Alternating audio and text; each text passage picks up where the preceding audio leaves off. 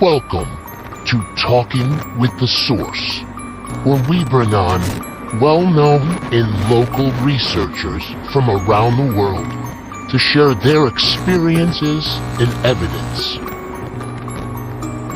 Who knows that the moon missions were faked? As soon as I said, I'll meet you, and she said, oh, darn it, I gotta check the door, make sure the door's locked, because I don't want to leave John's house unlocked. So she goes back to check the door. I go out to my vehicle, and I hear this god-awful scream. Well, there are 63 races of grays. So most people only think there's one race, and when you say grays, it's a misinformation. There's 63 races. Out of those, one race is a negative extraterrestrial. And what I do is I group them in the negative and the positive. The positive wish to see humanity ascend.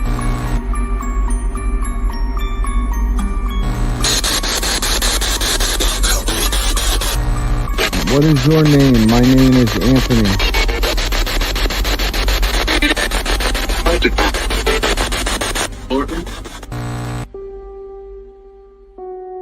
Are you ready to unravel the mysteries of this podcast? Join us only on Talking with the Source, live every Sunday at 3 p.m. Eastern Standard Time and on all podcast listening platforms.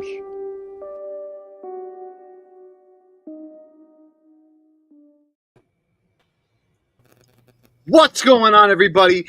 AJ Capasso here with Talking with the Source. I'm here with two of my best friends. One on the top left is Jonathan Keyworth of JK47 Paranormal Investigations. And we have on the right Sir Chris Binder, who is one of our newest hosts. So I just want to say, how are you guys doing, man? What's going on? Doing good, brother. 17-year anniversaries today. I've been married 17 years, so you have survived. Yeah. No, I'm just joking. Des, you have survived. That's what I should be saying. Yeah. Claps to Des. And the two kids. And you got those two little ones. Yep, absolutely. But Chris, how you been, brother? I've been great. Been a pretty good week. Awesome, man. Awesome. Well, guys, we have an amazing guest coming on today. I'm super happy that I got to meet him. This man, a lot of people in the field, they talk about paraunity, but they don't follow through with a lot of stuff they say, as you guys know. Well, this man, he really does follow through with what he says, and the stuff that he's doing, I absolutely love. He's all about bringing people together, working with different teams, working with other people, always supporting, always sharing other people's stuff, and it's amazing to meet him. So I want to bring forward from Lost Souls UK, Daryl Evans. Hold on one second. What's up? There he is. Wrong guy. There you go. Oh, you have to put me on the big screen, didn't you? Oh, we had to. Always. You're the guest. Always. So, Daryl, how has everything been, man? Yeah, it's been busy. I can tell you that. Yeah. That's good. So tell our viewers a little bit about yourself and a little bit about what you do and, go from there. Well, of people that do already know me, my name's Daryl, Lost Souls UK. Obviously a paranormal investigator, doing this for 7 years now. Awesome. And yeah, been to a few places. I think I calculated the other day it was 30 places I've been so far. Nice. But 17 only, obviously, on this channel. And there was some others that I did previously on other channels with other people. So, yeah, I don't know what else to say now. That was awesome.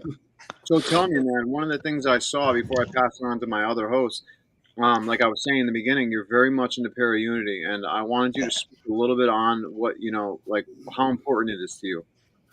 Well, it's very important because it's the fact that, like, I don't know why people are just going to get started from the bullying side. It's there's no need for it. So for me, it makes sense that everyone will get more done or get places booked more and help each other out more, if everyone's nice to each other. Because if you're hating on people or bullying people, you will find that you are just going backwards. You know what I mean? You're not going to get anywhere, you know? Yeah. So paraunity community literally needs to be everyone kind, collective, helping everyone where they can.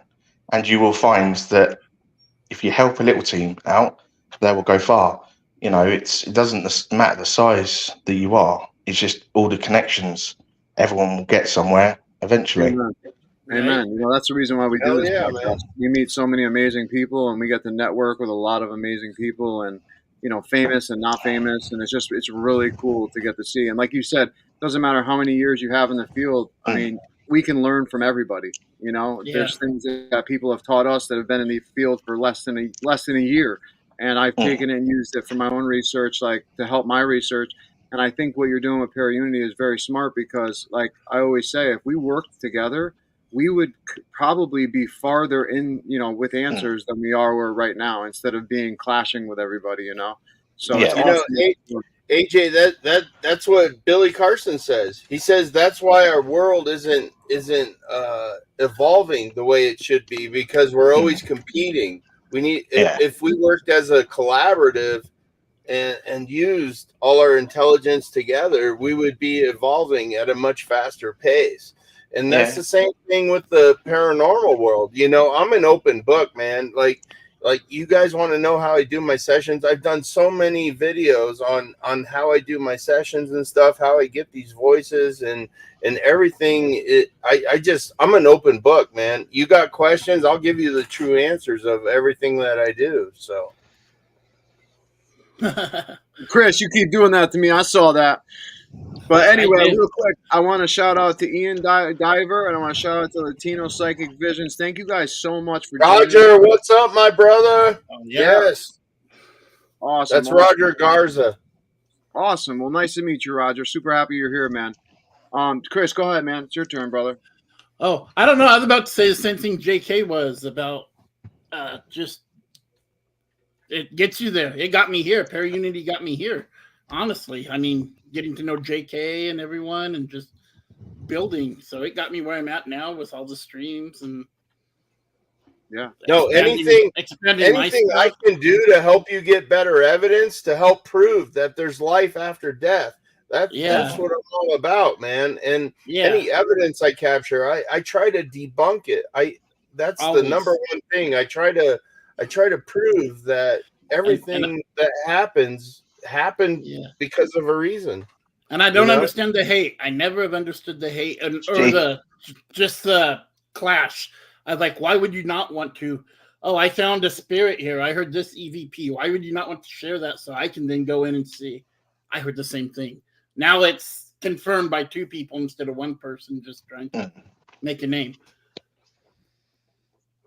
So what I actually wanted to say to that, and I wanted to ask you this question, Daryl, was do you think that since we have a lot of people that do clash in this field and do say some person will go to a location and they'll be like, oh, this place is haunted, then the next team will go and they get no evidence and they're like, this place is a joke, they were liars, blah, blah, they're fake, they fake their evidence, all this stuff. But in reality, as we know in the paranormal, you know, you don't always get evidence all the time, you know? So do you think that some of these spirits actually understand how our behavior is towards one another, and maybe that's the reason why certain teams maybe will walk into a location and all of a sudden they won't get what the last one gets? I mean, what's your opinion on that kind of stuff? Do you think that souls can pick up on our behavior, on our emotions, on what we do? Definitely. It's you got to think a spirit is just without a body, so they're obviously going to have a ghost brain as such, you know, and they're still going to function the same way as they would have done living, I believe. You know what I mean? So if a team goes in and the place is absolutely active, you know, it's probably the way they've done things or their energy that their spirits like. And obviously if a team goes in and they don't get anything, it could be because they've probably gone in, you know, not with the right energy or, you know, communicated in a good way. Because a lot of teams I've noticed go in and talk to them like children. That's one of my icks in the paranormal world, is when you see someone and they talk to them like children. It's like you're talking to them like a child, even if they're like an adult. You communicate in a way so that they understand, but they can see it. It's like, okay, they're going to ask me a question. I'm going to communicate, whether I can speak or noises. But yeah, I believe that if you go into an area, you talk to them like I'm talking to you guys now. You know what I mean? Yeah. Just talking like to a child, like a child to them, even if they are a child. I think a child goes to be like, I'm like 5 years old. I do understand. You know what I mean? It's just about respecting and energy and all that. It's like having that childlike faith. You know what I mean? It's like what it says in the Bible all the time is have childlike faith, meaning, like children have imaginary, they have their imagination is all around and all out there, and there's no like things to hold them back. Whereas that's why I believe a lot of children have these abilities up into a certain age due to the environment they're in, where they can see spirits nonstop. It's just a normal thing. I see them all the time, videos coming out of children like going back and forth with something that we can't see. And, I think it's that, our surroundings and the way that we're brought up kind of closes off that connection, that third eye connection. And maybe it's also, like they say, the fluoride in our water over here, and, certain things we use, toothpaste and all stuff with fluoride where it calcifies the pineal gland. I mean, who really knows? But I think it has to do more with the surroundings and the way that you're brought up, because as a child, if you see something that your parents are normally going to be like, oh no, it was nothing, don't worry about it, or it's just a dream, and they're not really there. And after a while the child kind of grows up and then shuts themselves off to it. And I think that that's what's happened to a lot of us. But in your opinion though, like, what do you think of like mediums and all that type of stuff? Do you think that they're were born with the like special gift, or do you think that they can also teach themselves to become? I think everyone's born with the gift, and obviously some people are just, it stays with them as a child. That sounds well. And I think obviously like at a certain age the ability does just close down, where others just continue and go forward in life. Yeah. So I think it's just society shuts it down.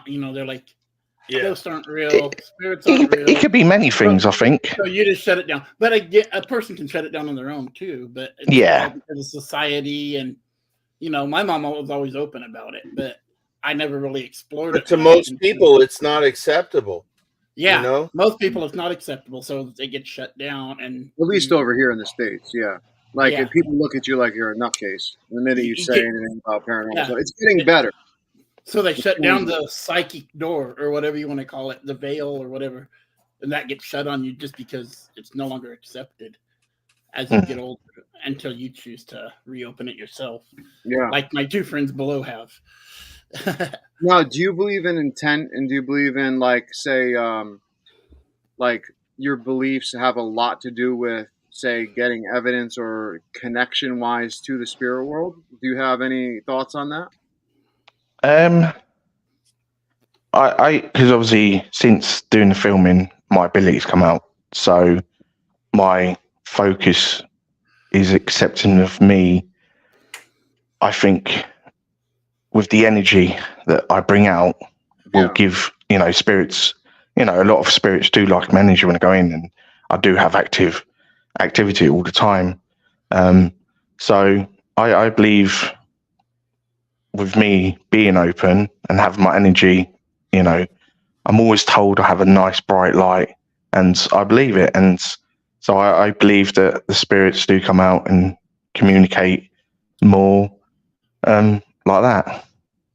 I truly believe that, man, and I believe you have that light. But please, John, go ahead.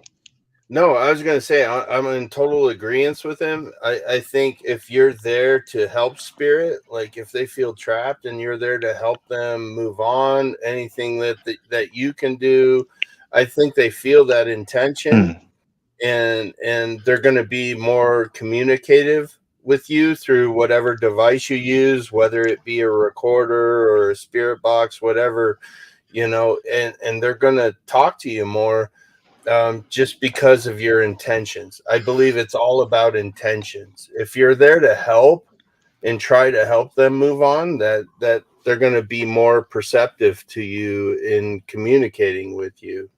Yeah, definitely. Yeah.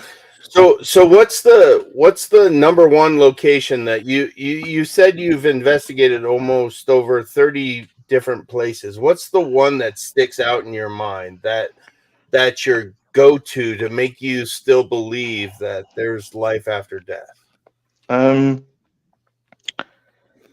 Well, I would say Stokes Haunted Museum. When I went there, it was, just activities all the time, like walking. I saw visions, like obviously figures, voices. The energy in there is just all constant. Like obviously I've been to Ancient Ram in again, that was like active and stuff, but it had a different energy. So I would say Stokes, for me, it's Stokes Haunted Museum.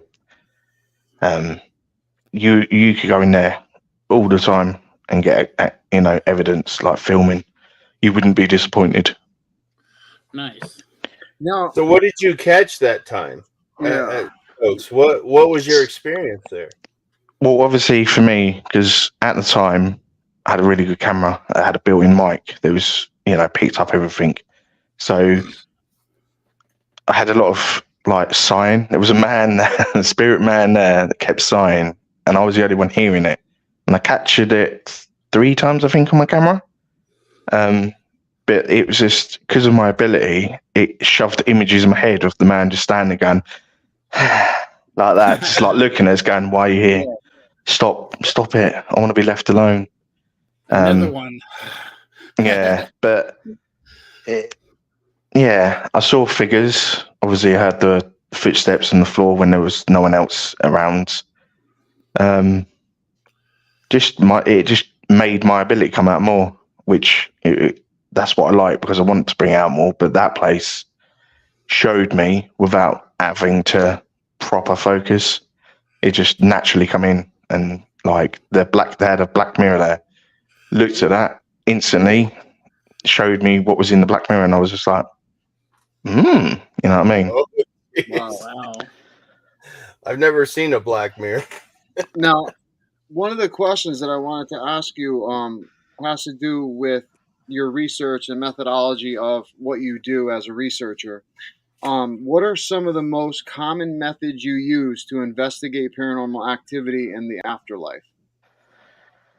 For me, because all I do is just use my camera, obviously my mic and my light, and then I just communicate. And it seems to work naturally. I have used apps. Was it the Necrophonic app and the Spirit Talker? Yeah, there has stuff come out, and I can legit say that it does work. Because obviously a lot of people put that down and say, "Oh, it doesn't work. It repeats itself." But you have to really work it. Like, you have to really listen. You have to, you know what I mean? So it does work. But, I have used them in the past, but I've sort of backed off a little bit. But it wouldn't stop me from using it again if someone else had it, you know what I mean? But I would just say probably myself more. Going into what you just said, though, about the necrophonic, a lot of people have this huge problem with necrophonic, because if you look at the coding of necrophonic, it does have a loop in there. But what I try to tell everybody is these ITC apps, if they're built by someone who is a credible ITC app maker, and who has that background, like how Chill Seekers, Keith Walden, who makes all these devices like Necrophonic and Spiritus app, he has some knowledge behind what he's doing. And there is a reason for the loop. It's because it keeps the audio going for the spirits to use. But what I tell everyone to do is, if you get a new app and it's supposed to be an ITC app that really is working or does work for other people, and you've seen it work for other people, I say just turn it on and listen to it. Just listen to it through for as long as you can to get used to the sounds and what the sounds sound like. So then you can tell and differ between what actually is a spirit manipulating the device and what really isn't a spirit, and it's what is pareidolia. You know what I mean, or what is not a false positive. So I try to tell everybody to do that type of thing because that's the best way to understand your equipment and also to, understand, what you're getting, if it's evidence or not getting. Because a lot of yes or no questions on the necrophonic you can take as yes or no because of the way that the sounds come out as the phonemes. So you can mistake a lot of times. Yeah, that's what I mean. You have to proper divulge listening to not just go off the first word that does come out or the sound that does come out. You have to focus. Definitely. So hey, John, real quick, just take over 1 sec. I just want to make sure she's okay, all right? Yeah, you got it. Thank you. So the real reason I believe in the Necrophonics app is I was on a home investigation in Tennessee, and my phone had the Necrophonics app. So I was using her phone while I was filming live.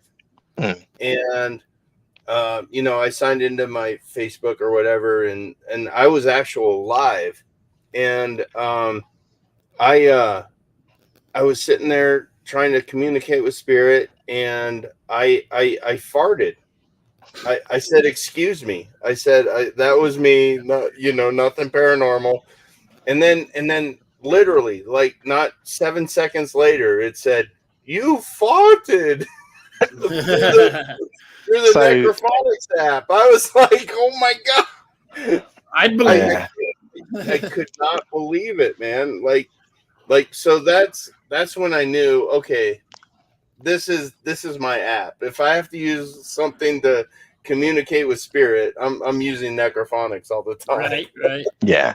Yep. And I have a similar device, that orange one of mine, Jonathan. I don't know what the hell it is, but it's the same one as me. I love it because it had a similar response to something that was like, no way that could be a loop or something that's already in it. It's not a phone device. I wish I could reach it right now, but I can't. It's out of range. No, like Chris, when we would investigate the Abbey, when we would go to the Abbey, if I had a go-to thing that I was feeling something around me right away, I would turn on Necrophonics, and we would get real-time responses all the time.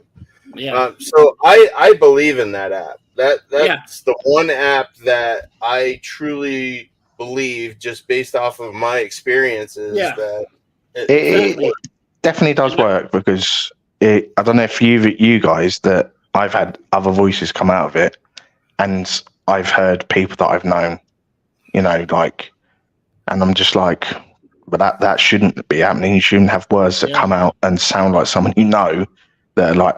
For me, when it came out, I was like 100 miles down the road from the person I knew, but I heard their voice come through, and it was just like weird. Yeah. And Jonathan, it said illness, I guess, that night when you were escorting me out. So yeah. Well, the funny thing was as well, I'll tell you, sorry. No. When I went to the Ancient Ram Inn, it affected me so weirdly. It affected me because I kept farting, not normal farting, like excessive weird farting, and that ain't normally me.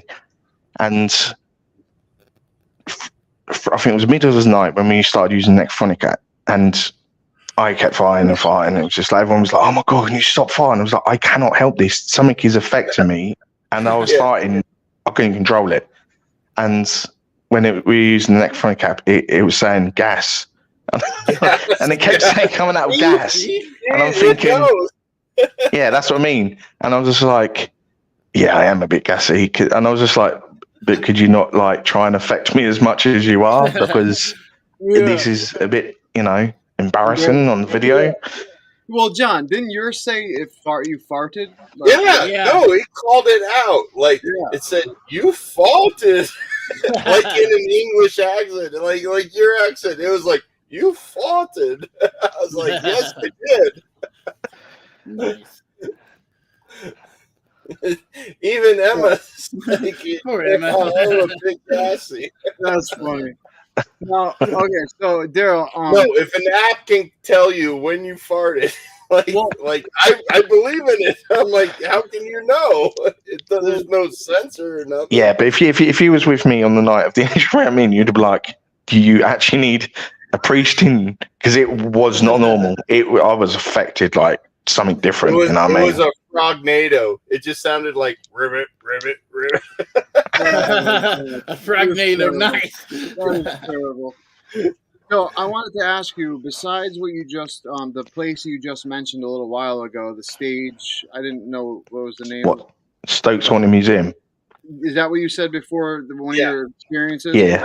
Okay, so what is one of the most significant experiences that you have had, and what location was it at besides that one? It's probably bumping into a shadow person, literally. So this is Reculver Towers near me, and we're doing an investigation. And I wandered off just to have a little break, to have a sit down. And I come around the corner, and as I come around the corner from the main tower, this black shadow just came at me. And I was like, stood back. I said, "All right, mate, you have to get in my face like that." And I stood back, and I looked, and I was kept focused all the time. And I was just like, that definitely wasn't someone, because if it was someone, there would have been more, human form, and you would have seen their face. But this was complete black shadow, and it just came at me as I was going around the corner, and it threw me. But what's that? Sorry. Sorry, did you feel it go through you or anything? No, it didn't go through me. So what would happen? I walked, and as it came at me, I backed off, and I just saw it like disappear, like backwards. So it did a sort of same what I did, but just disappeared. And I was just like, blimey, like, really? Like, I wasn't scared. It was just the fact that I was like, you really have to get in my face like that? You know what I mean? Emma says she saw one before, and she didn't realize until after it was gone. It was blacker than black. It just disappeared. Yeah. You could be in the darkest room in the world, and you could still see a shadow person. I don't care what anybody says. It's the weirdest thing ever, because it's like a different dark. It's like darker than dark, which doesn't make any sense at all. But then again, how many stuff in the universe doesn't Well, make sense, it does in the quantum sense, because the darker it is, the less energy it has to use from the light waves. Well, true. And that's what Billy Carson talks about a lot, is that they'll use the least deformed amount of energy in order to manifest themselves. Yeah, because it was weird as well. It was like the way it was coming at me. It was like it was just stopping me from leaving where I was going. Like it was, But then when I went back, it all kicked off. Like there's 2 children spirits there, and the weird thing is, I was with 3 other people. Didn't like them.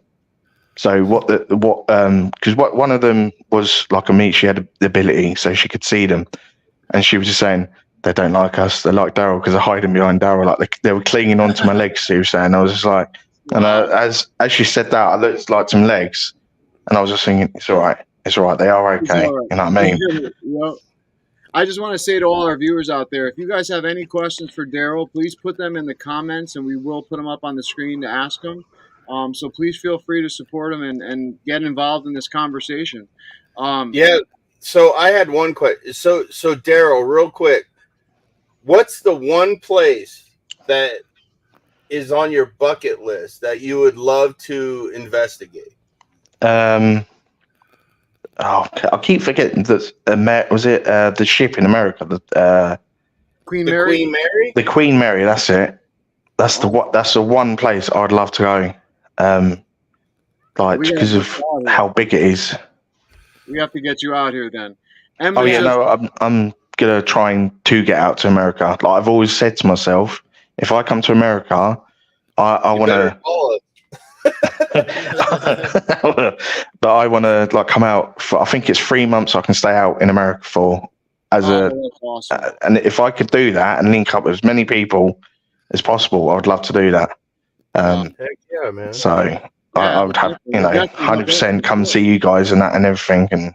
Yeah, well, you got the East Coast and the middle of America between me and JK. So. Yeah, they're located in the same place in Colorado, basically, almost just like a couple hours apart. But I'm located in the East, so.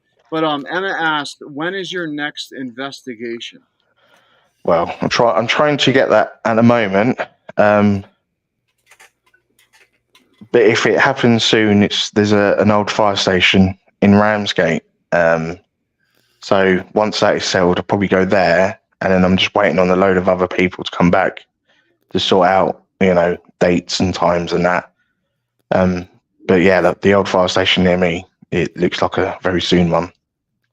That's always fun. Yeah. Find new locations and. Now, Chris, you have a question you'd like to ask? No, not right now. You guys are covering me pretty I just good didn't want to today. skip over you, my friend. No, you're covering me good. I'm No, just good. about to ask it, and then you guys always say it. It's like we're linked or something. Right, that's it. So I want to ask you, as a researcher in the paranormal field, how do you address skepticism from the scientific community or just regular people regarding the existence of the afterlife and paranormal phenomena? How would you approaches you with that, that kind of skepticism, that negativity kind of way? Well, how do you do that? I don't know, really, because from starting it to now, I've got more relaxed and not as responsive or angry to, people saying, "Oh, I don't exist" and stuff like that. But now I would say that you'd have to come out on an investigation and see, for yourself. I've always had activity, so I'm sure that anyone would come out with me would see, hear. I would. I always invite people out with me. Anytime they say that, I'm like, well, it used to be come with me to the Abbey. Let's check this out. If you can walk away without an experience, then you can keep saying nothing. But when it comes to, obviously, skeptics and people that don't believe, I don't tend to try and get in an argument.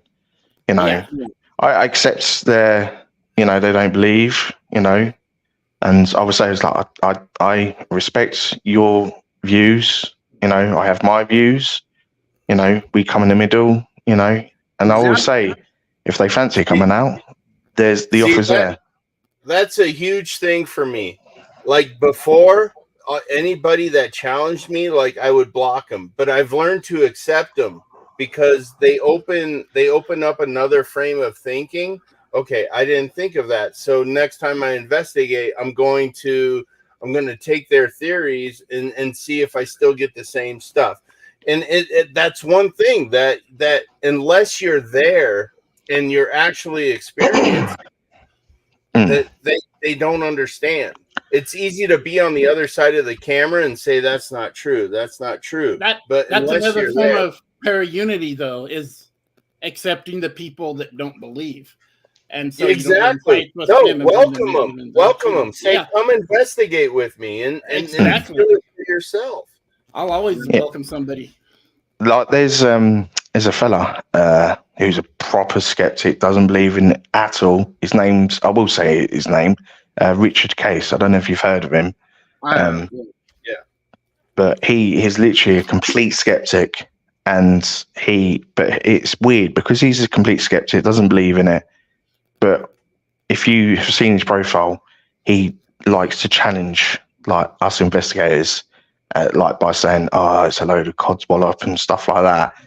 And I'm like, it's the same with Kenny Biddle. Kenny Biddle is a big one too.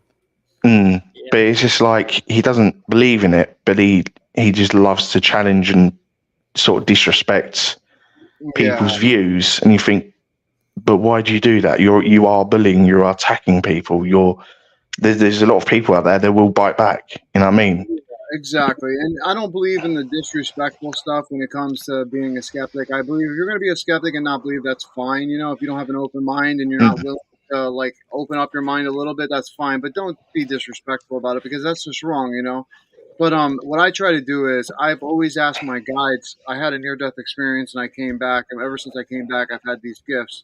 And I started to connect with my spirit guides through using binaural beats and different frequencies to get into a higher frame of consciousness. And I've always asked them to explain stuff through the spirit box to me in a scientific way so that when I am approached with the skeptic, I can talk to them about the quantum field, about quantum mechanics, about, all this that I'm studying and learning and, put it in that type of way so that, people can understand like, okay, there is a little scientific part about this, but science just doesn't want to go into it fully yet. And that's totally fine. But I think with paraunity down the road, we'll be able to do that. But real quick, Emma asked another question. She said, do you believe in Ouija boards? I do. I've done it once. but I don't tend to want to, like, me personally, use it again. You know, I don't mind watching, because I've had a situation where I've sat down, watched people do it, and again, my abilities come through, and I've actually come out with the answers before the board has. You know what I mean? So I remember it was, where was it? I think I was like at Army Cadets place, Army RAF Cadets place in Margate, in town over from me. Sat down, they did the Ouija board, and I was saying the answers before the spirit was answering. But the funny thing was, I could sense that the spirit was like, will you just let me finish? Like, I know you got the ability and stuff, but can you just let me? But it was, you know, the others found that, like, fascinating. I was fascinated because I was getting it before the spirits were, you know, showing it on the board. So we also have another question from Sue Bender. She asked, what might be the difference one might encounter in different parts of the world, such as British versus the U.S., as far as cultural history? I mean, there's a big shift. I would think you would experience more because your part of the world is much older and experience much more history than what we're known to. Yeah, I would say in history wise, what's happened over the years, but then you got to think you're still going to have activity going back further than obviously America was formed. Because there was still people, there was like Native Americans, you know what I mean? There probably was other people than the Native Americans that would have lived on your land and died. So, but yeah, I understand the history-wise, the type of haunting and stuff like that. But you got to think that you're still going to have haunting, just a different style past a certain date. Well, even then, you go to a scientific perspective of it when all the continents were connected, you know, and they separated. You know, I think about how much older, you know, I don't know if those spirits are still around. Maybe those are the weird and stuff we hear, you know, they don't know how to communicate with us. Yeah. Right. Yeah. Yeah, I would say spirits. I know it's weird, and some people be like, what do you mean? It's like, I do believe spirits do adapt. You know what I mean?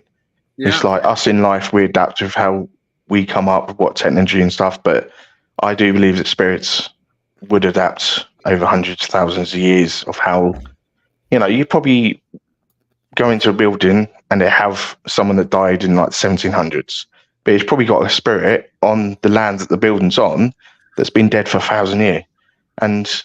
But they don't understand or how to communicate, or they're like, oh, they're different. They're different to what they would have seen back in the day. You know what I mean? So it probably a bit scary for them. No, exactly. I'm thinking that thus the ones that are gifted, that are able to feel spirit and stuff, they use our consciousness to use our words to what they're feeling. If that makes sense. Yeah. Right. Yeah, no, absolutely. I mean, I find that absolutely fascinating. I wanted to say, how do you handle situations where your findings might contradict the beliefs or like expectations that you have? Like, as in situations like that, are you just open-minded and you accept it, or do you kind of toggle with yourself like I do sometimes? And I'm like, man, you know, that kind of shook me a little bit. Now I have to kind of think about some things, and it gives me more questions than answers, unfortunately. But you know, how do you handle a situation like that? I think it varies with me. There's been times where I've acknowledged something's happened and understood what it is, and like, and then there's times where something happened, I'm like, what's that? You know what I mean? I'm like proper like standing there for a good 5 minutes thinking, what? You know what I mean? So sometimes I'm all right, and then sometimes I have to question it because it just didn't make sense. Yeah. And it's like one of my dreams the other day. It felt like I was alive, and I was on a paranormal investigation, you know. And when I woke up, I had to question it because it was like so real. You know what I mean? It was a dream. and it was just some of the stuff in the dream was just the wacky. It was like I was seeing shadow people galore. There was things coming at us, and I'm like the only one warning people, and everyone's just deluded. You know, they're not focusing. They're just in their own little element, and I'm just like trying to warn people, and people are just like, "No, all right, whatever." You know what I mean? I'm just like, so that dream obviously meant something, but it was I had to question it. So what do you think about I was going to say, what do you think about astral projection? Do you believe that maybe your body left and you were in another, space and time? I think the majority of the time I do that, which to a majority of people would be like understand, but I do have a lot of paranormal dreams, probably every night near enough. I can't remember.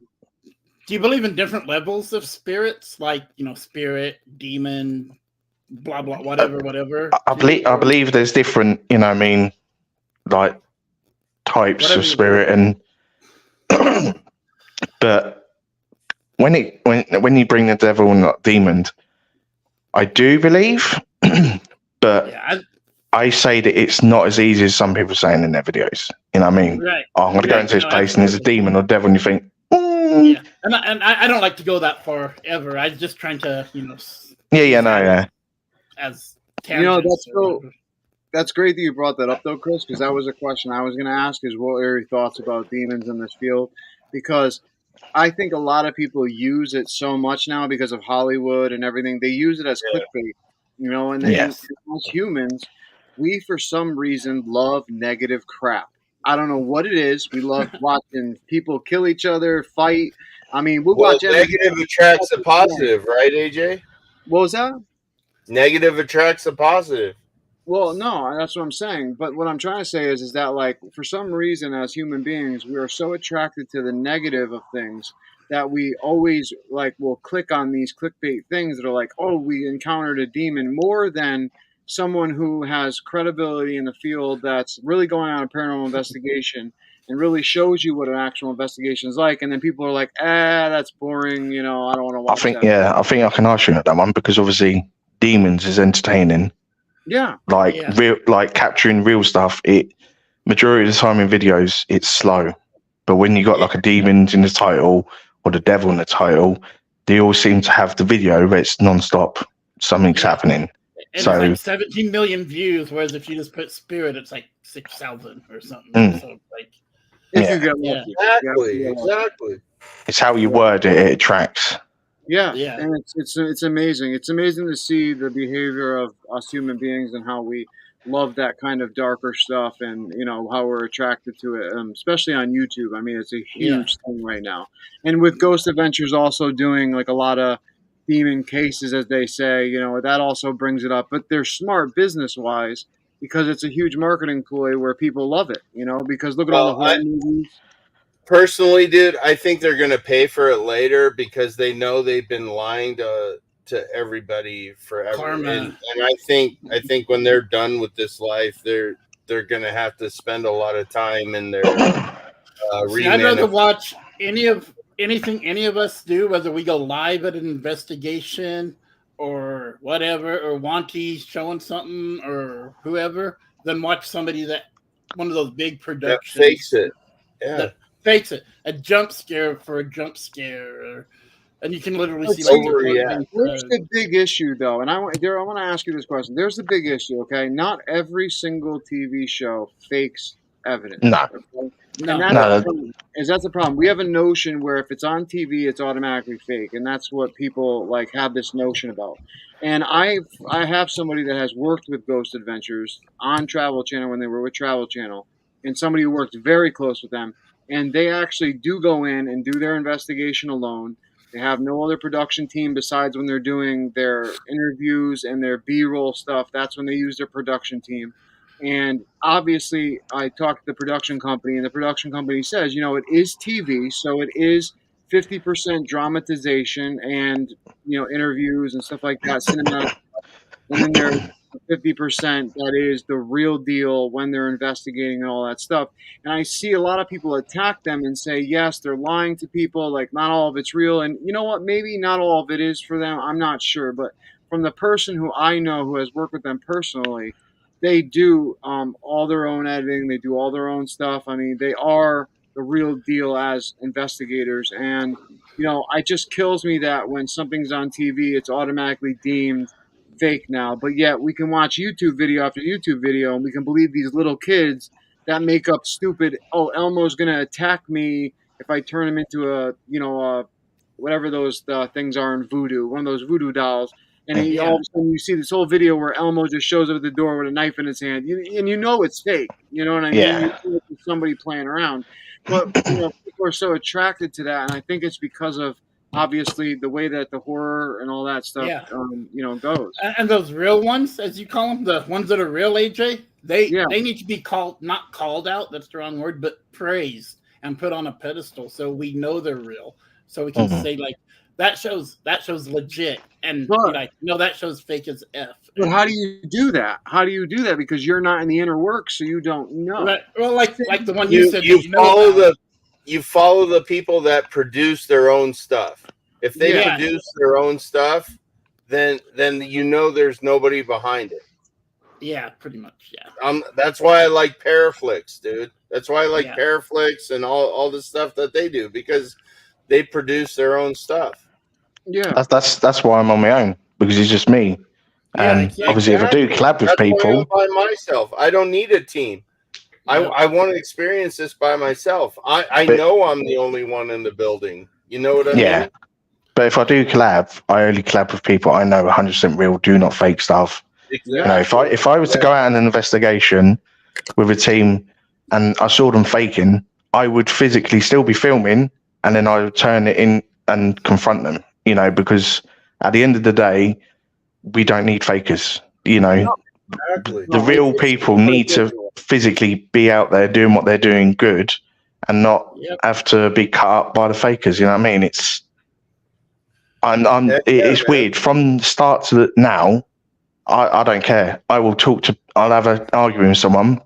If I catch him, faking stuff, I will have a pop. I don't, you know what I mean? I know some people might be like, oh, what you're so horrible memes. Like, I'm telling the truth. Like, I'm literally, people need to see this. You know what I mean? You can see me as an enemy. I'll be honest, dude. If I ever saw somebody faking stuff while I was filming and stuff, I would punch them in the friggin' face. Like, I wouldn't care. You can ask Chris. That's the type of guy I am. Like, I wouldn't care. Yeah, I think I called out somebody at the last event we did, JK, he was rapping on walls and stuff and trying to say, hear that? I was like, dude, that's you. Dude, that's you. Dude, that's you. It's hard, because people nowadays, they want to become famous. They want those views on YouTube, and it sucks because the people that do fake stuff in this field, that people who really aren't in this field, they just say they are. It ruins our credibility as actual researchers who really care about this field and really put our everything into it. And it sucks, that has to happen. But if it didn't happen, I don't think we would push as hard as we do to fight for what we love, So in a way, I look at the positive out of the fact, Right. I do you believe in like other cryptids too, or just like the spirits? I believe in UFOs, the Sasquatch, Bigfoot, all of that. I believe they're real, so obviously there's people out there that don't, but it's each their own. But how come we don't see like the Bigfoot, Yeti? You've got to think that they're a creature that obviously like to keep to themselves. Like what's it? What's that animal in Scotland? I've forgotten in the big lake. The Loch Ness. Like they're going to be a creature that will come out, at a certain time, so they're not always going to be seen.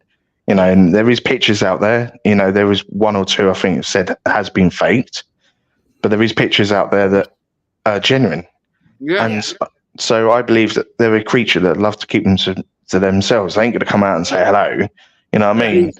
Exactly. Well, put yourself in that creature's position. If you don't want to be seen, I can disappear right now, and if I don't want to be seen, I won't be seen. You know what I Make mean? you disappear too. I mean, Yeah. think about it. 5%, not even 5% of our oceans have been really explored. So No, imagine yeah. the sea creatures that are down there. We could even have a megalodon that's just migrated down so deep that we just haven't been able to see one. And whenever it feels to pop up, it pops up. But also think in the eyes, like you just said, of the creature. It's like if they know that they're going to be spotted and hunted, why would they come up? They obviously have like Exactly. Bigfoot. Bigfoot, for example. I know a guy that has amazing footage of real Bigfoot things, and it's on YouTube. It was on Survivor Man, this guy, and he showed real actual footage of what he caught of a baby Sasquatch and also a adult one. And you could see them hiding, and like they know that humans will hunt them if they're found out. And it's so sad to see that that's what our world comes down to, is that instead of giving them their peace or anything and just filming, like we would tell the world, and all of a sudden the world would go and hunt them down to probably run scientific experiments. And I was gonna say, the sad thing is we would kill them instead of try and communicate. Try and understand, Yeah. try and understand. It's like But, if I went to America and I did see a Bigfoot, and there was a position where if I was to run, I couldn't outrun a Bigfoot. You know what I mean? So if I was in a position where I was caught out by a Bigfoot and it came up to me, obviously I would stay calm and collective until, if I died, I died. But the thing is, if I stood there and it come up to me and started like, doing with the hands, like touching and like grunting and stuff like that, and if I knew, then they were like, well, you haven't killed me yet, so I'd be like, my hands would be wet. But you would start like probably talking to it, and if it didn't kill you still, that it probably you could have a communication. It probably doesn't understand you. It might do, it might not. It's one of them. But well, check this out, right? We found out that dolphins, have their own language, and they actually name each other, and they go by names. Science has found this. Now science have found out that science and a certain type of whale actually meet up, and they have their own language besides their own language that they speak within their pod. They made up a language between each other that they understand so that they can hunt together. And I was watching a documentary last night about that, and it makes me wonder, these animals that are big whales, big fish, stuff like that, like dolphins that are very, very intelligent, their brains are massive.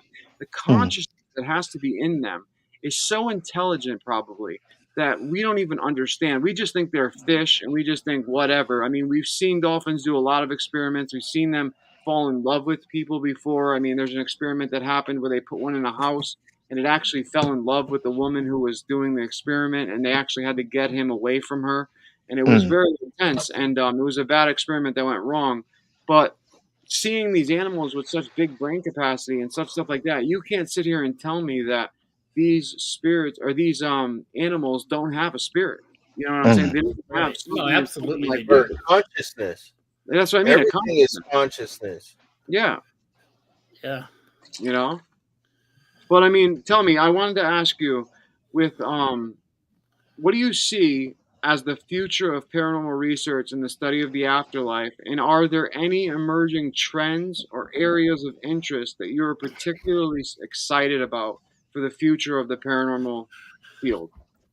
Well, one thing I'd love to see is everyone get on, not argue, actually just come together and actually understand. You come together, you'll get more done. You know what I mean? I've just forgotten what you asked. Collaborative. Yeah, that's perfect, man. Go ahead, John, brother. No, man, I think you've been awesome today, man, and I can't thank you enough for being on the show. And I would love to have you back, and like this hour has just flown by, dude. Like it has. It really has. Literally. And there's so many more questions that I have. It's ridiculous. I wrote down like so many questions. Like if people could see this at home, it literally goes for miles. Like I wrote down so many questions. It's crazy. Well, he has to write them down. He has to write them down. Mine are all here. Well, no, actually, I let ChatGPT help me sometimes. I'm not gonna lie. Yeah, I'm not gonna lie. But What I want to ask you before we end up closing up here is for advice for aspiring researchers, people who are just getting into the paranormal field. What advice would you give to someone interested in pursuing a career in the paranormal research field? And are there any essential skills or knowledge areas that they should focus on? I just think that if you want to do it, and people, ask them. We're not going to bite. We're a friendly bunch of people. And I always think if you're going to start out, just start with your phone. And then obviously work your way up, and just as you're going along, ask everyone questions. Don't be afraid. And yeah, you'll get somewhere. Yeah, we're generally friendly people. Yeah. Yeah. I would say if you ask me that question, I would say go in with an open mind, be willing to open yourself up to what's out there, but don't be afraid, because it's not going to hurt you. They just want to tell their story. You know what I mean? I think if you go in with that intention, that you're going to get more out of it than you know. Yeah, I wouldn't generally, even if someone was new, I wouldn't generally say, oh, by the way, you might get some, are we allowed to swear? Yeah, we're allowed, yeah. I'm like, you might get some dickheads, but you shouldn't. You just, if someone's starting out, you just, open mind, like you said, and stuff, and just ask questions that people do it. But I would never scare anyone, you know what I mean? Because at the end of the day, we want people to do what they're passionate about. And obviously they'll come into it, and they will probably come across some idiots. But that's as a learning curve. It's going to happen no matter what. I reckon everyone in the paranormal world has literally had at least one experience with an idiot. You know what I mean? Yeah. So. I mean, we even get them as spirits. I mean, you'll get these dickhead spirits that come through that'll say, I'm a demon. And in reality, no demon that's a real demon is going to sit there and go, I'm a demon. Think about it. You know what I mean? So when you, what I would say to someone who's getting into this is, one, don't get nervous or don't show fear when you do get something negative. If it's something negative, just turn off the device and, end the session if you're really that type of nervous. If not, just call them out. Outside. I call them out on their bullshit. I literally go, you're not a demon. Stop acting that way. No demon would tell me they're a demon, because I've had one case where I believe I actually encountered a demon, and this thing did not. It was a 9-year-old girl that literally could throw a table over her head, and it was wild. But you don't get cases like that. A lot of this paranormal stuff is about love. It's about the spirits, showing them respect and all this stuff. And that's what I would say to someone who's aspiring to get into this field, is just have a patient, good heart, and be patient. Yeah. You're not going to get that loud bang or that I'm going to get you or whatever you want to hear. Get out. Yeah. You're not going to hear that. So be patient. I think that's a big problem in the field, is provocation. What is your thoughts on provocation, using that when you're out in the field? What does that word mean? Oh, it means like how Zach Baggins used to challenge the spirit. Remember how Zach Baggins used to challenge it? Come on, you ain't gonna do nothing to me. I don't believe that at all. Because you can do it, but the effects after. It's down to you what happens after, you know what I mean? So go back to that intent stuff. You're being mean to it, it's gonna be kind of show negative, you're gonna get negative, Mm-hmm. Yeah. Definitely. Well, you guys have one more question for Daryl before we end today? Daryl, where can we find you? Where can we see your evidence, man? So my main evidence will be on my YouTube channel, obviously Lost Souls UK. It's all highlighted as it is. You can see my name at the bottom. I'm on Instagram, I'm on TikTok, YouTube, YouTube, Instagram, Facebook. But with my Facebook one, it's just my name, my personal page that I've put my Lost Souls and my personal page as one, because I just find it easier. So yeah, I think that's all my socials. Yeah. Yeah. Too many socials. brother. I know what you mean. Right on. I don't have another question. JK took mine, so. All right. Like I said, we're one mind here. We're one mind, basically. One mind. All right, so I have a question. The question is if you were a spirit and you had the choice to go up to heaven to visit anybody you possibly could, to speak for them for just 5 to 10 minutes, who would it be and why? Well, it wouldn't be one. It would be, so there's 3. So there's my granddad, my auntie, and my nan. And I'd probably go and, visit them and speak to them. And because I never, my auntie I did. She passed away when I was alive, but my granddad and my nan died before. What would you ask them? What would you ask them since you never got to meet them? What would you ask them? If they're proud of me and what I'm doing. That's awesome. I think. That's great, man. Yeah. That is awesome, man. That is awesome. That's so good to hear. Well, Daryl, I hope that you will come on again for us, man, in the near future. Yeah. I would love 100%. to get some stuff going, like so we could show some evidence next time. So whenever you get stuff ready for us, just let us know and we'll have you on immediately and we'll show some great evidence and stuff. And Yeah, For your definitely, next investigation, the next one you're doing. Yeah. Yeah. Yeah, the firehouse, the old firehouse, yeah. I'll try For sure. and get some good evidence there. Yes, thank you. Yeah, thank you so much, my friend. We appreciate you. You're welcome. Roger. But Daryl, thank you so much for Daryl, tuning in it was so with much us, man. fun. It's been a pleasure, and I can't wait to talk to you more, my friend. So Yeah, thanks for having me. Yeah, no problem, man. Like I said, you're definitely going to come back on. You're part of the Talking with the Source family now. So thank you so much, Wayne's World. We appreciate you. But is there anything else you'd like to tell the viewers before you leave? Be good, be happy, and as Roman Atwood would say, smile more. I like that, man. I bet you know and knows who Roman Atwood is. Hey, man, I like it, brother. I like it. Well, hey, Dale, good seeing you, my friend. Thank you so much, and I'll be sending you over some videos from the show. So thank you so much for sharing everything out. Nice to meet you. Thank you for being on. Nice meeting you as well. Definitely. Take care, my brother. friend. See you later. Wow, guys, what did you think, man? Tell me your guys' honest truth on this. I love thought it that. was absolutely amazing. The hour went by too quick. Way It was too like quick. bang, bang. I loved it. He was It is great. a great show. I love today. I really felt connected with Daryl. I think his intentions, I think his way of thinking is exactly like ours. And I think we need to connect more with those type of people. So Yeah, if you're a paranormal investigator, hook up with AJ or myself. Let's get you on the show and yeah, share it. Monty, hook up with AJ. He's up near you, bud. Yeah, man. or even hit up Chris. Hit up Chris.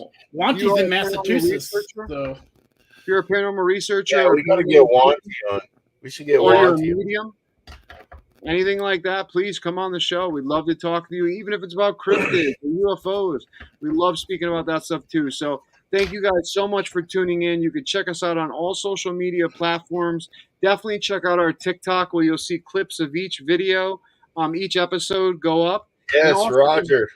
Also, we don't say it enough, but we want to thank all the people on Spotify, iHeartRadio, Pandora, Apple Podcasts, Google Podcasts, so much for listening in to each and every episode on the go. So please feel free to go all over of you. to your favorite podcast listening platform and follow us there. We are there at Talking with the Source. You won't be able to miss us. We'll have our little green guy there, which you won't miss. But we have episodes that come out every week, every Sunday at 3 p.m. Eastern Standard Time, and then goes right on to the podcast platforms. And there's our little logo up at the top right that you'll see. And they go up on like Monday through Wednesday, so you'll see the new episodes during then. But thank you so much, guys, for tuning in. I cannot thank you guys enough. And thank you for all the questions that we got from Emma and from Sue and just from everybody. So thank you guys so much. Wanty, Roger, everybody. Thank you Everybody. so much. Yeah. Y'all were wonderful. So before we leave, though, JK, shout your stuff out. Chris, shout your stuff out. JK, go. All right, so this upcoming Tuesday, 2 p.m. Eastern, 12 p.m. Mountain Time, I will be doing session number 2 for Tyler Goodrich. He is a missing adult male in Lincoln, Nebraska.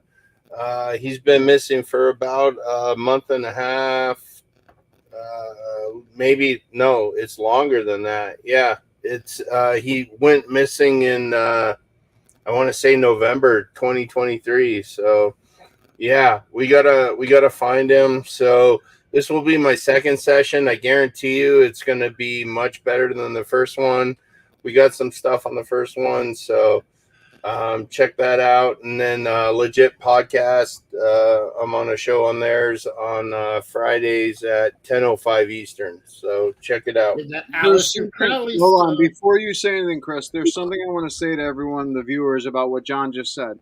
When you're watching his live and he's doing a spirit box session, make sure you wear headphones, because that is where you're going to hear the best responses. Also, he's going to put up the best responses after the fact, where he goes in and he'll edit, put the captions in. On Thursdays. On Thursdays. So definitely check that out as well, because it is scanning at 150 milliseconds, so it is kind of hard. I have to slow it down. If you're not trained.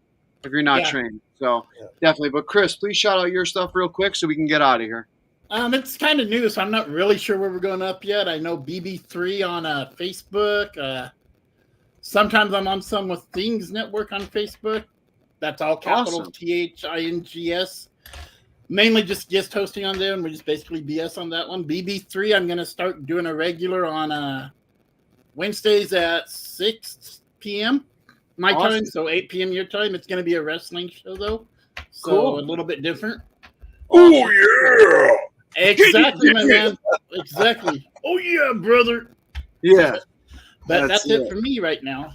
When I know more, I'll know more next week, so I'll be able to shout out better. So awesome. Some hacksaw Jim Duggan. Why y'all talking about my girl like that? Come on. No. Oh, geez. Oh, shit, dude. Oh, my God. Your girl looks like hacksaw. Everyone, we are closing with that statement. Well, everybody have a wonderful night. Love you guys, and thank you for tuning in to another episode of Talking with the Source. See y'all. Spirit fingers. Spirit fingers.